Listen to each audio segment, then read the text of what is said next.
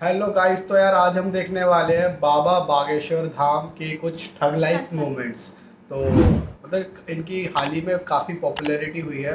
तो यार देखते हैं कुछ ठग लाइफ मोमेंट्स। और वीडियो में नए हो यार प्लीज़ सब्सक्राइब करें और स्टार्ट करते हैं वीडियो को। आपके पिताजी को कोई गाली बके गंदा बोले कि तुम्हारे पिताजी काल्पनिक है, तुम तो बिना पिताजी के पैदा हो गए, तो अच्छा लगेगा या बुरा? तो हमारे राम हमारे बाप हैं, हमारे राम काल्पनिक कोई कहेगा हमें अच्छा लगेगा या बुरा? तो ठोको। आपको मैं पूछ रहा हूँ, आपके पिताजी काल्पनिक कोई कहे, आपके पिताजी को कोई ढोंग कहे, आपके पिताजी को कोई पाखंड कहे, कैसा लगेगा बताओ? तो हमारे राम हमारे बाप है, परम पिता है, जगत पिता है, जगदीश है, जगन्नाथ है, जगत देवता है, जगदाधार है। तो वो फिर काल्पनिक पाखंड कोई कहेगा तो हमें कैसा लगेगा? तो माला और भाला खटरी के बड़े कहे हैं। हम तो कहते हैं प्रत्येक हिंदू के घर पर होना चाहिए, हथियार नहीं पर भाला रखो। तुम मेरा साथ दो, हम हिंदू राष्ट्र बनाएंगे। क्या बात है? हाँ, तुम हमारा साथ दो, हम हिंदू राष्ट्र बनाएंगे। अगर तुम्हारे अंदर एक बूंद भी सनातनीय हिंदू का हो तो तुम मेरा साथ दो, मैं हिंदू राष्ट्र दूंगा।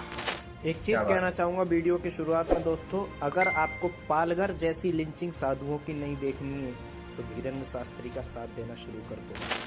सुखद खबर यह है कि भारत में हिंदू जाग रहे।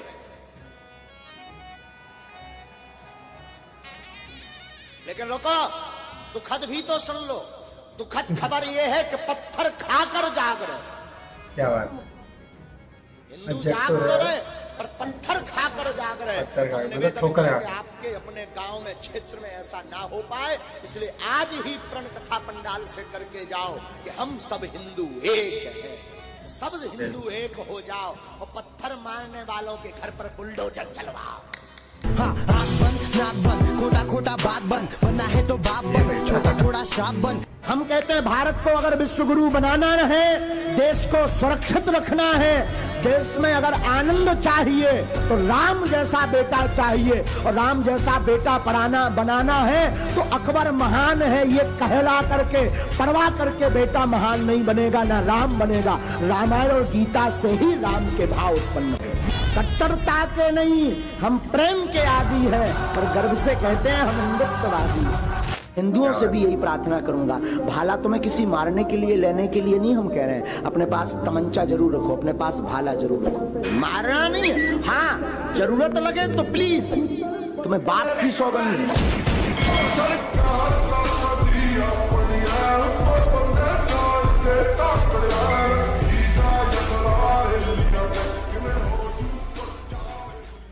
बुलडोजर का मतलब आत्मरक्षा के लिए अपने पास व्यवस्था रखना।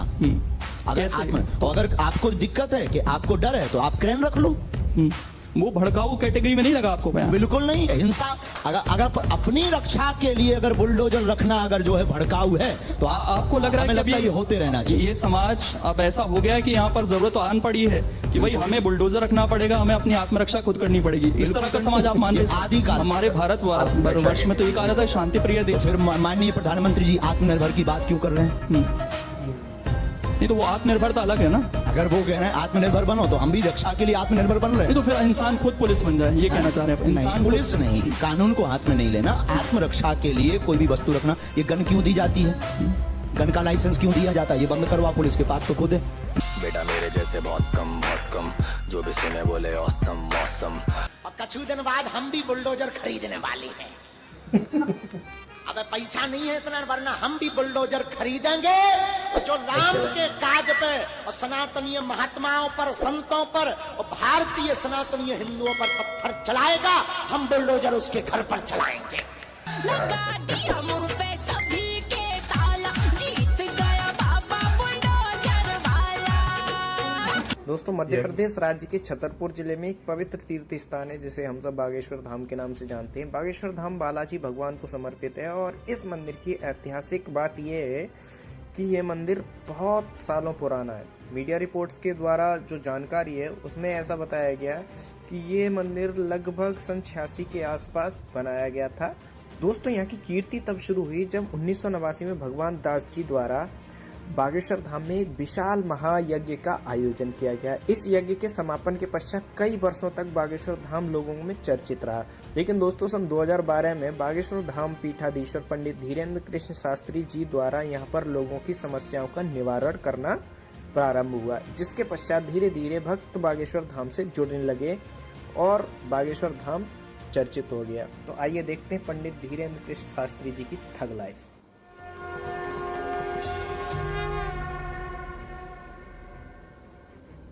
क्योंकि ये भारत सनातनियों का है और सनातनियों के देश में अगर राम की यात्रा पर रामनवमी पर कोई पत्थर मार दे, बुजदिलो कायरो जग जाओ, अब सब हिंदू अपने हाथ में हथियार उठा लो और कह दो हम सब हिंदू एक हैं।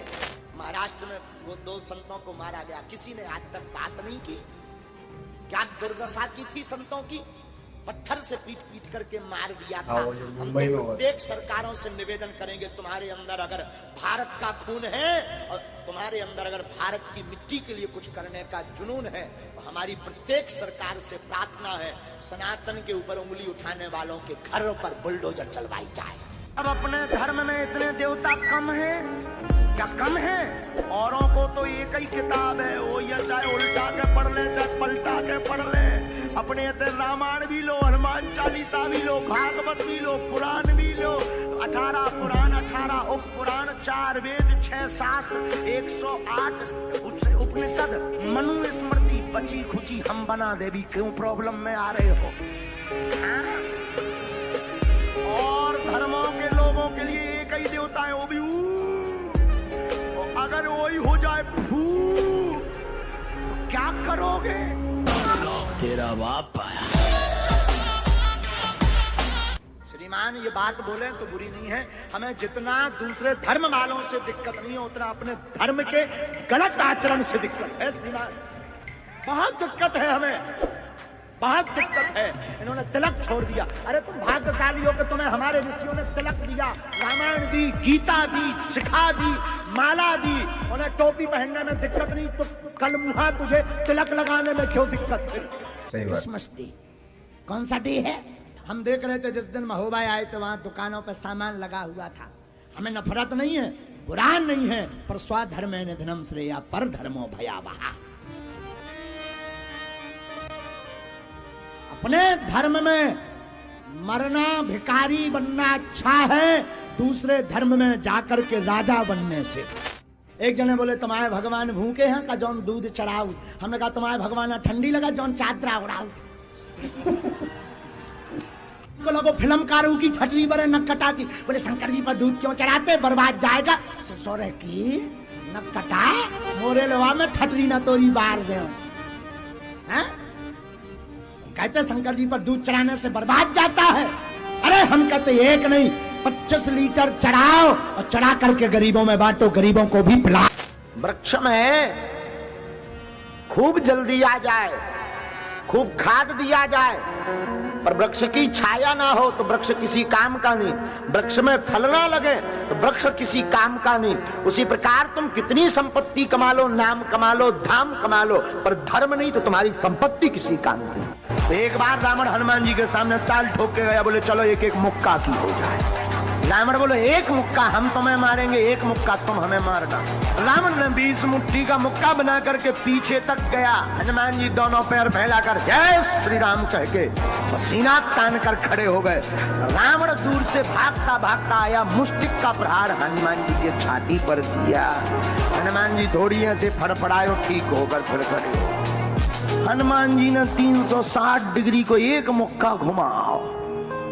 ब्रह्मा जी ऊपर बैठे बैठे देखें कि जौन साहब को जी मुक्का बनाए, अगर इन्हें मसक देने तो रामलीला ये तई पूरी हो जाए।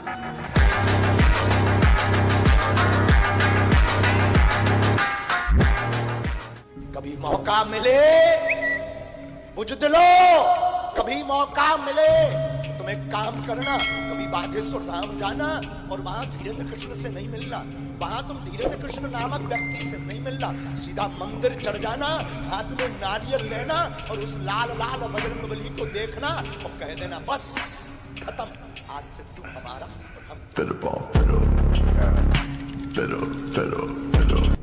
तो काफ़ी सही सही ठग मूवमेंट्स है धीरेन्द्र शास्त्री जी के। और मतलब कि फिलहाल हाल ही में मतलब काफ़ी पॉपुलैरिटी हुई है मतलब कि बागेश्वर धाम की और धीरेन्द्र शास्त्री जी की।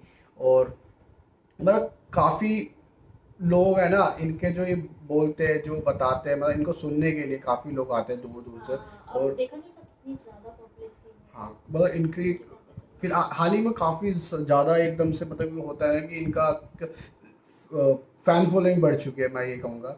और ठग लाइफ मूवमेंट्स तो एकदम ज़बरदस्त थे, जो भी सारे दिखाए गए थे वो एक से बढ़कर एक थे। और यार आप अपना बताना कमेंट में कि आपको कौन सा अच्छा लगा, आप क्या पॉइंट ऑफ व्यू रखते हो वो आप कमेंट में बताना। और वीडियो अच्छी लगे तो प्लीज़ यार लाइक करना और चैनल पर नए हो तो प्लीज़ सब्सक्राइब करना। मिलते हैं नेक्स्ट वीडियो में, आज के लिए इतना ही, बाय बाय।